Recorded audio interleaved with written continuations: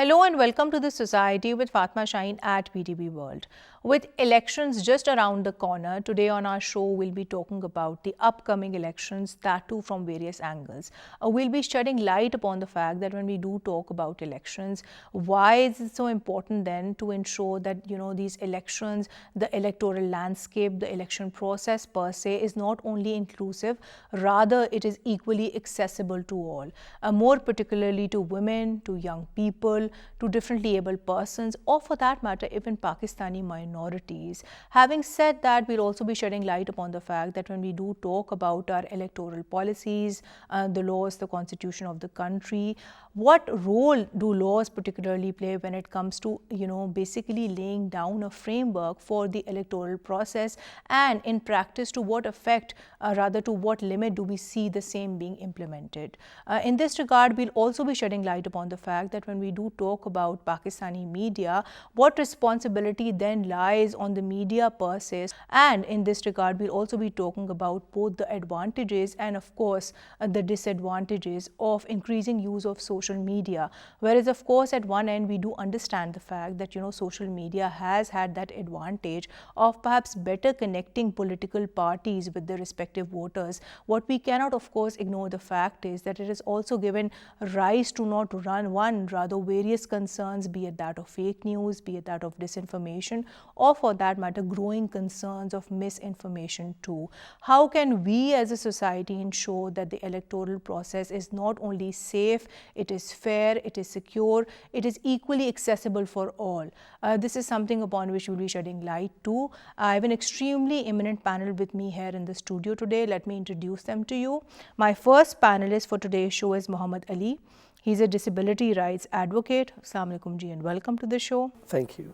You're most welcome. Alongside him, I have Jannat Fazal. She's a digital rights activist. Assalamu alaikum ji and welcome to the show. Thank you. You're most welcome. My third panelist for today's show is Mr. Asif Akil. He's a minority rights expert and he's also an educationist. Assalamu alaikum sir and welcome to the show. Thank you. Thank you for joining us.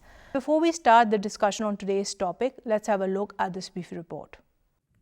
The polling date of the 2024 general elections draws near and all major political parties have launched major campaigns and rallies throughout the country.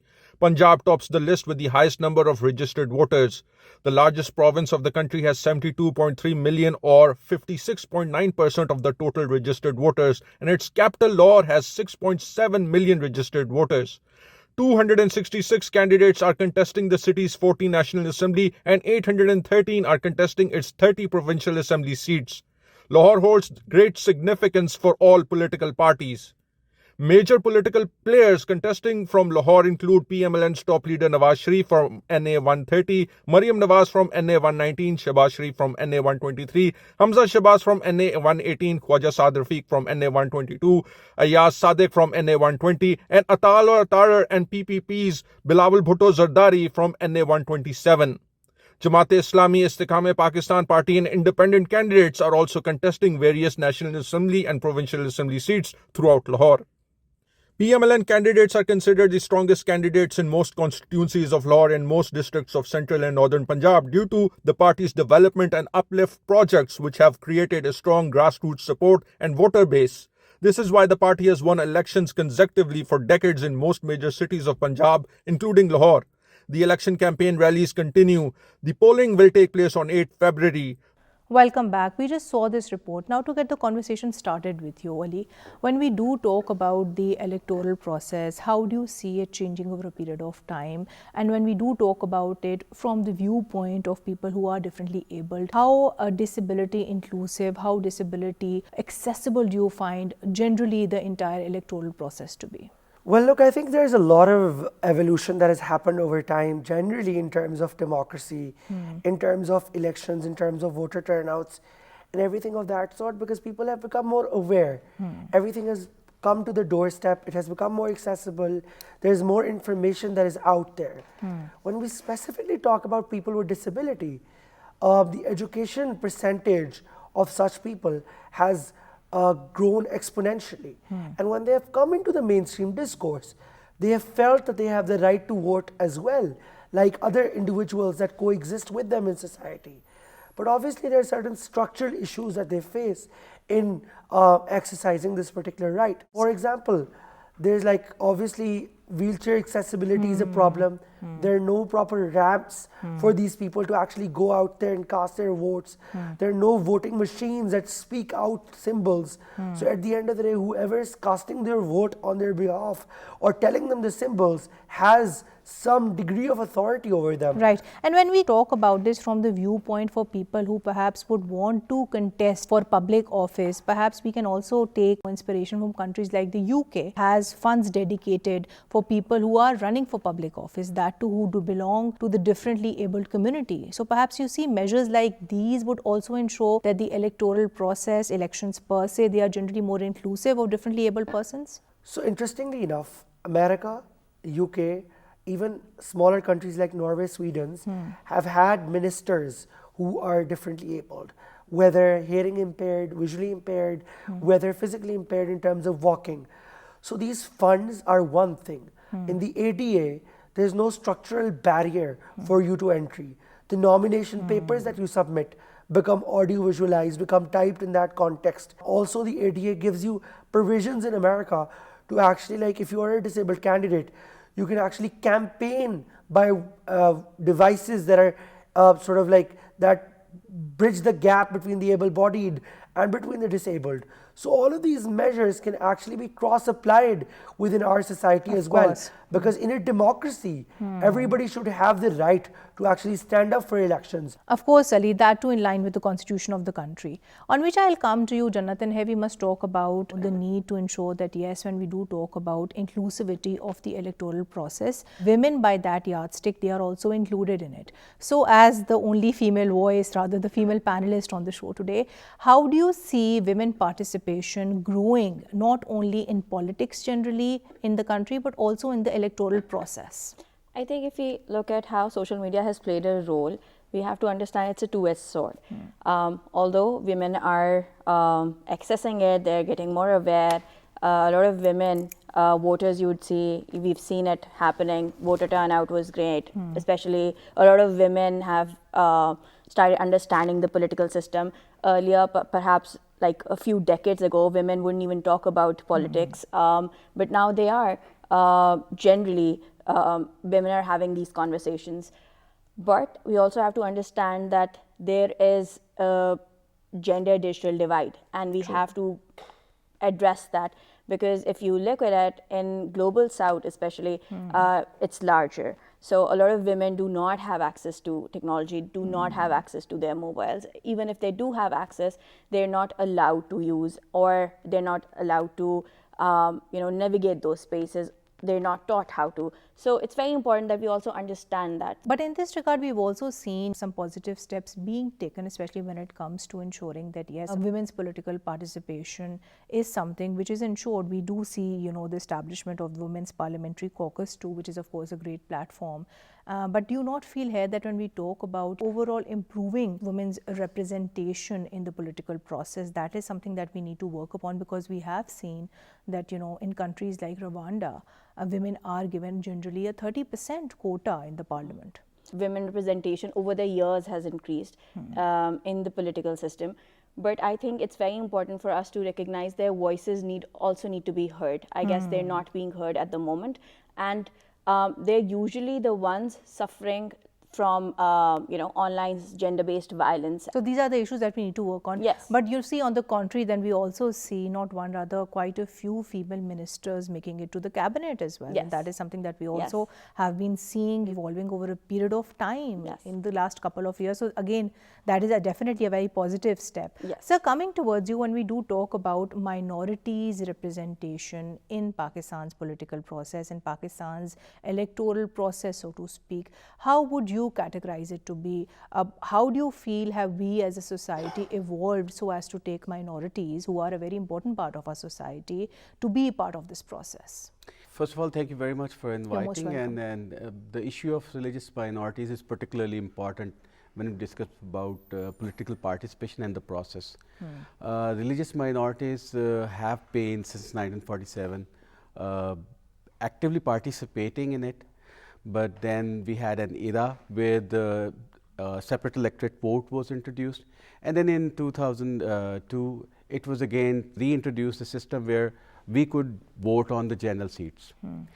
Since then, we have two types of representation. One is that religious minorities are elected on reserve seats, and the second is that whoever they vote in their constituencies. For example, I come from NA 127, and there Bilawal Bhutto and Atta Tar, they are contesting, mainly they are the two persons contesting. So in that area, we have like 15 Christian minority pockets.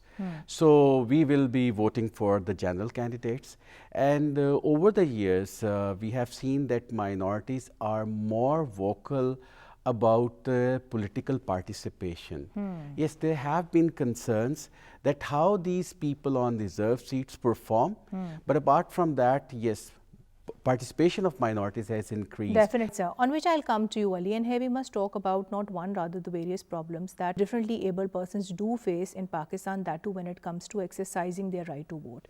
Now, we do understand the fact that, yes, of course, accessibility is a very glaring issue, especially when it comes to going to the polling stations physically so as to be able to vote on the election day. But what about other issues which relate to perhaps societal attitudes? What about other issues which perhaps relate to actually being able to use voting equipment per se as well? When you talk about a democracy, the most important thing is it is for the people, of the people, by the people, and each individual matters. In this particular context, there are a lot of niche problems that these particular people face. So when you talk about the attitudes, there's a backdrop to it. It cannot be labeled as that isolationary one day. There are two categories: people who want to vote or people who want to be a part of that system and compete. So when people of such abilities exercise or say that they want to compete in elections, condescendingness comes their way. It is said to them that they do not have the abilities to actually stand for the elections or to represent people, or they're not strong enough to actually break that barrier in that context.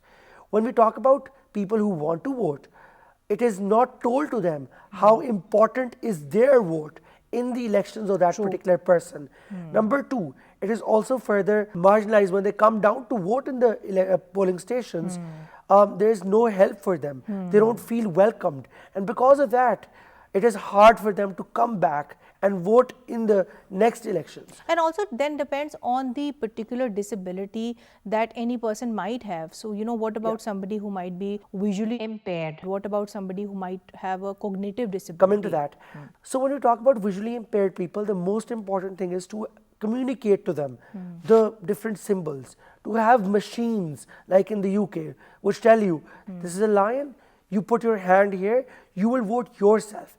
When there's an assistance of other humans involved, then obviously the effectiveness of that vote that they are casting reduces itself.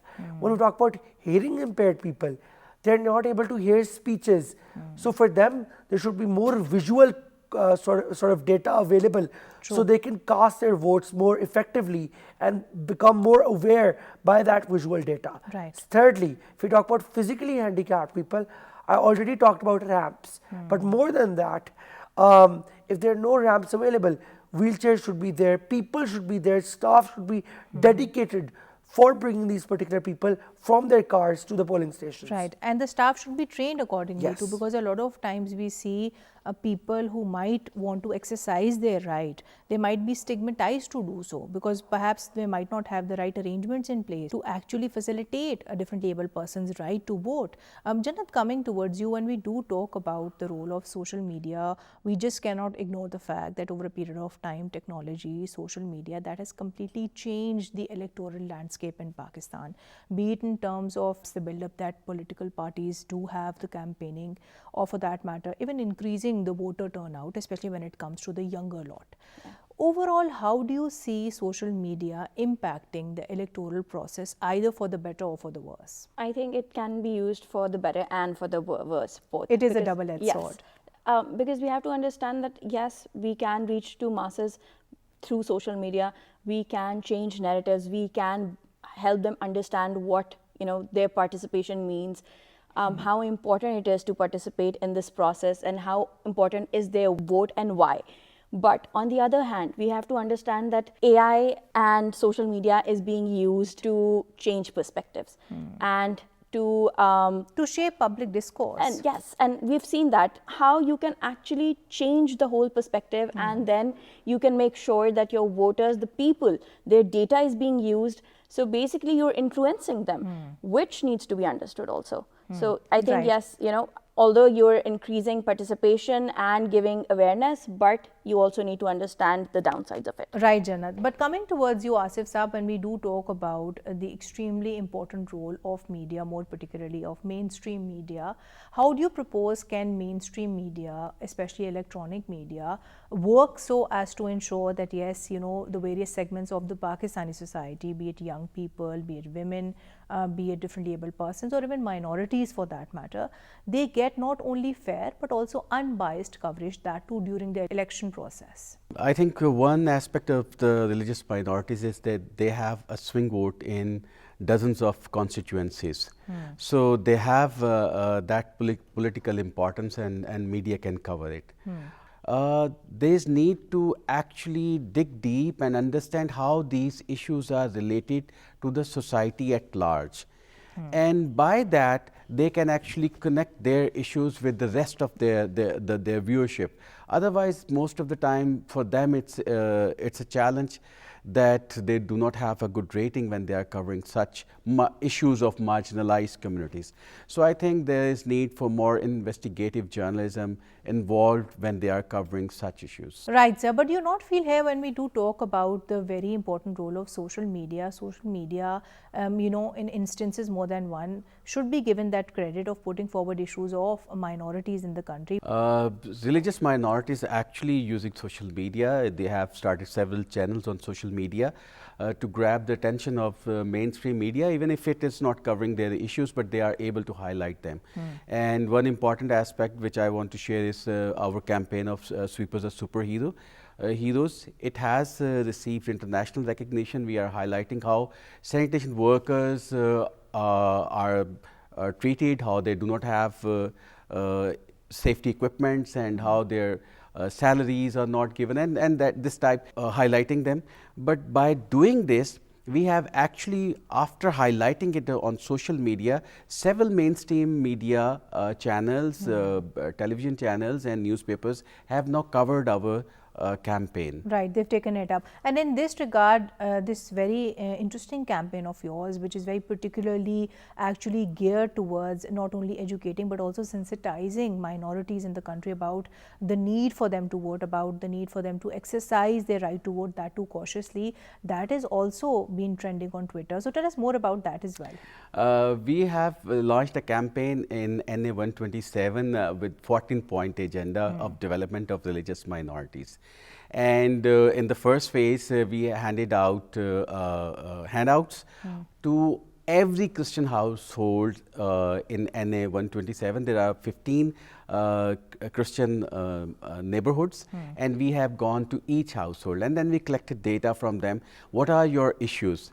That they need to connect voting with their prosperity and their needs rather than just the political parties. Basically, and their daily lives, the way it impacts us, because you see, your vote is your voice. So Yeah. you should actually educate people to Yeah. use their vote And we so are as to taking, be yes, heard. exactly. And we are taking this to social media as well now, because we have covered the entire constituency, and we are now putting it more and more on social media so that we can reach out to the main political parties, that they know what we really need. On which I'll come to you, Ali, and here we must talk about the very important role of educational institutions, be it schools, be it colleges, or for that matter even universities, when it comes to teaching children, that too at a young age, about the importance of voting, about the importance of exercising their right to vote, that too in a very informed manner. So as an educator yourself, do you feel that the educational institutions in the country today, are they actually executing this responsibility?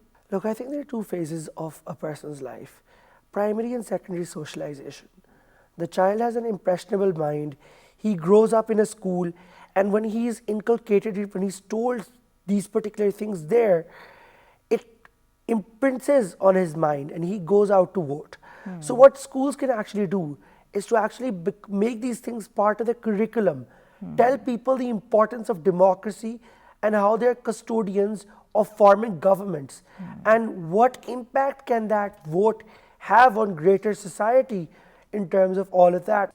If this is inculcated through the curriculum, I feel that a change can actually be brought about, and the voter turnout can increase by education institutions. That's right, Ali. On which I'll come to you, Jannat, and here we must talk about this responsibility to educate the young Pakistanis. You know, if we all understand the fact that Pakistan has a very substantial youth bulge about the importance of voting, but that too from a young age. But would it not be a bit of an unfair responsibility to be placed only on educational institutions? Do you not feel here that parents, they need to play their due part as well? I think all stakeholders need to come together and talk about this. When we are having this discourse at school, we can also see, children can also see their parents modeling that same behavior. So that's very important to inculcate that sense, that sense of civic responsibility and engagement that we, otherwise we won't be able to inculcate in our students. So that kind of conversation is not happening at university level. So we can have those, and we can inculcate that sense of civic engagement and responsibility, in the early years, like Ali said, if we tackle those issues in primary, then, in later life, students, children would want to go and educate themselves as well, because then they'll take on that responsibility, which is very important, because we can't always be thinking that somebody has to take that responsibility. Because a lot of times we do see that, children end up picking such vibes from their parents, and especially if their parents are politically motivated, then we would naturally expect political motivation so as to be passed down to their children as well. Sir, coming towards you, considering that you do, of course, give lectures at a renowned university as well, how would you perceive this from the viewpoint of university students? Do you feel involving students more in extracurricular activities, be it that of perhaps different kind of moods, law moods or debates, that is something which would also push them in this direction so as to be more politically invested? Rights, be it political rights, economic rights, or other cultural rights, they arise from the Constitution. And so far, Constitution as a moral compass has not taken roots in our society, which is why when we are referring to rights, we do not tend to look at the Constitution. And I think if we have extracurricular activities in educational institution that discuss the Constitution and link our general living life, how we live, how we earn, and then we can add those activities. I think so far such discussions are only for lawyers or for political parties, that they discuss that there is Constitution. But in other countries, what I have seen in the US, even a child is being inculcated, what Ali was talking about, impressionable age. They discuss Constitution with their children at very younger age. I think that can be one important aspect, and that can be some extracurricular activities. Right. Coming towards you, Ali, since you are also a lawyer, my question to you would be that when we do talk about Pakistan's constitution, when we do talk about Pakistani laws, how do you see both of them actually laying down that framework for the electoral process? And in practice, how easy or difficult is it for us to actually implement the same? Look, the Constitution has laid down a lot of things in it, and it is an ideal framework to look at. There is freedom to vote, there is freedom of expression, as Article 19A states, there is compulsory education, as Article 25A states. So all of these articles are out there under which these particular things can easily fall in. The problem is fractured implementation. If that becomes better, then this causation with the Constitution and the curriculum will actually be a catalyst for more people coming out, for the society to become better, and for Pakistan to become a more stronger democracy in that context. Moreover, as we talked about freedom and all of these things that are entrenched within the Constitution, when they're brought to the table and their students are allowed to do such things, like in the Western liberal democracies, there are debates in primaries amongst the presidential candidates. If certain things are telecasted, and if that interest is also created within Pakistan, I feel there will be a greater population that will be interested to vote, and which will become, so voting is one thing. and becoming aware voters is another thing. Becoming And informed voters, yes, true. and in that context, they will become effective, informed voters, which could like lead to more sort of positivity in society. Right, Ali. On which I'll come to you, Jannat, and we must talk about this from the viewpoint of using technology. Now, we do understand the fact, something that we earlier touched upon, that of course technology has its advantages. It helps you connect better perhaps with your voter too. But what about the dangers of AI? Are we as a Pakistani society equipped to deal with the same? I mean, AI has made our lives a lot easier. It has made us generate content at a larger scale and shape public opinion. But we also need to see the pitfalls, like you said. There's deep fakes and misinformation and disinformation and happening because of that.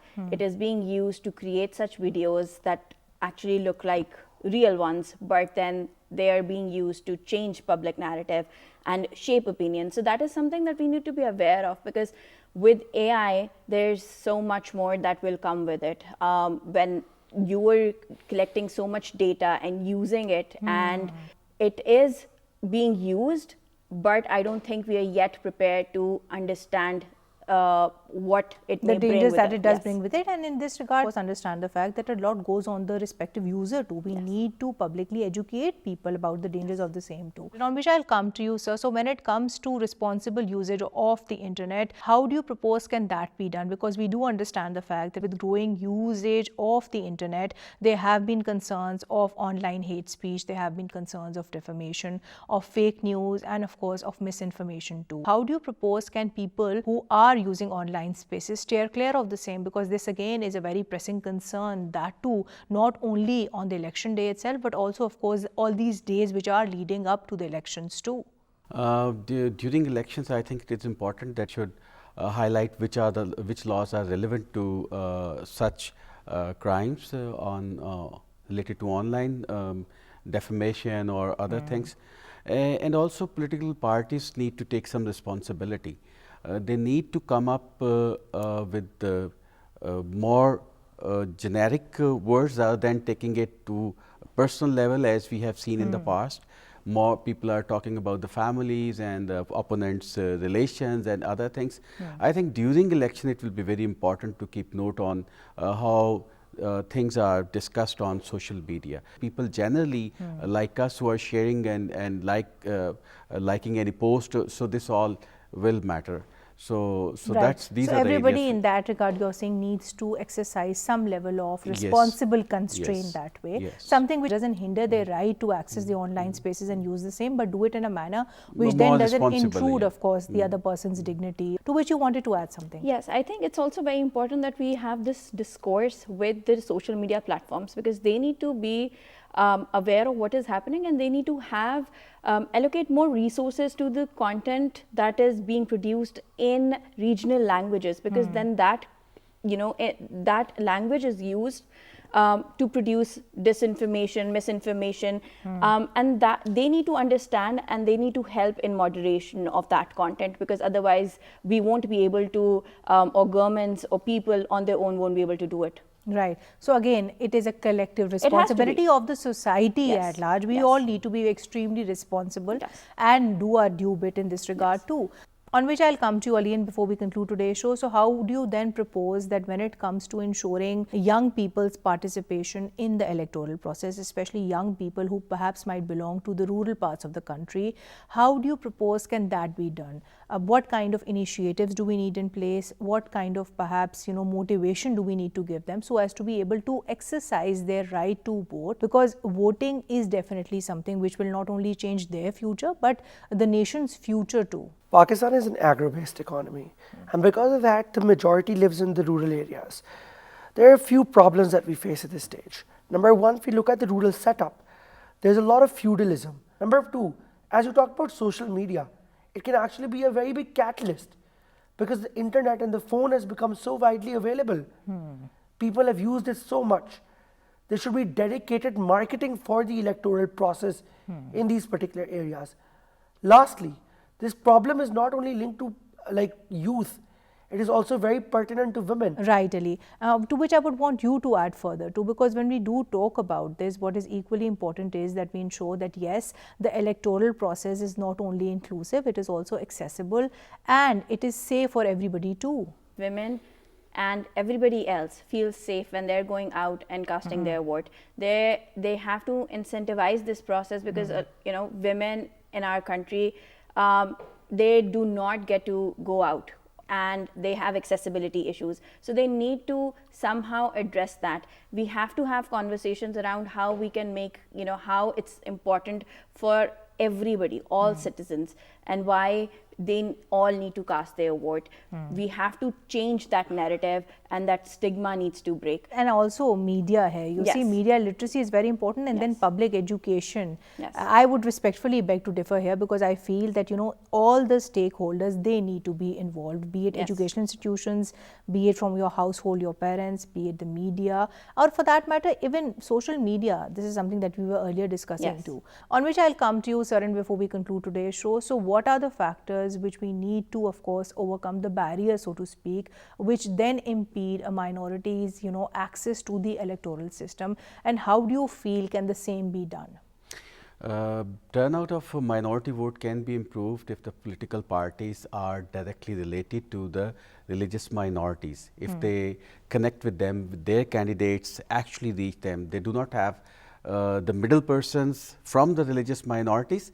Rather, they directly go to their neighborhoods, they talk to them and learn what they want to, what are their challenges. They have proposed few options like double vote or like a separate electorate system. They need to come up with which is more politically well thought out and what is more beneficial for the country and the communities. So I think that can improve the turnout of the voters in Right. of religious minorities. And that would go back to something that we were earlier discussing. It has to be minority centric, and by that virtue also, of course, a differently abled person centric, or the trans community centric, women centric, basically take vulnerable segments of the society along with them. On which note I would like to conclude today's show. Thank you so much, Ali. Thank you so much, Jannat, and thank you so much, Asif Saab, for your precious time today. Well, to conclude today's show, we generally spoke about elections and society per se. We also spoke about the need for us to exercise our right to vote, that too very diligently, cautiously, and of course in an informed manner. What we do need to understand is the fact that if we are given this right, then we must definitely exercise it, because it has that power to change not only our own future, but of course the future of our very nation too. Having said that, the true, you know, core, the true fundamentals of any democracy is just not vested on, of course, our right to vote. It is equally invested upon the fact that we all work towards ensuring that the electoral process is not only inclusive, rather it is equally accessible to all as well. On that note, signing off for today. Until next time, take care and Allah Hafiz.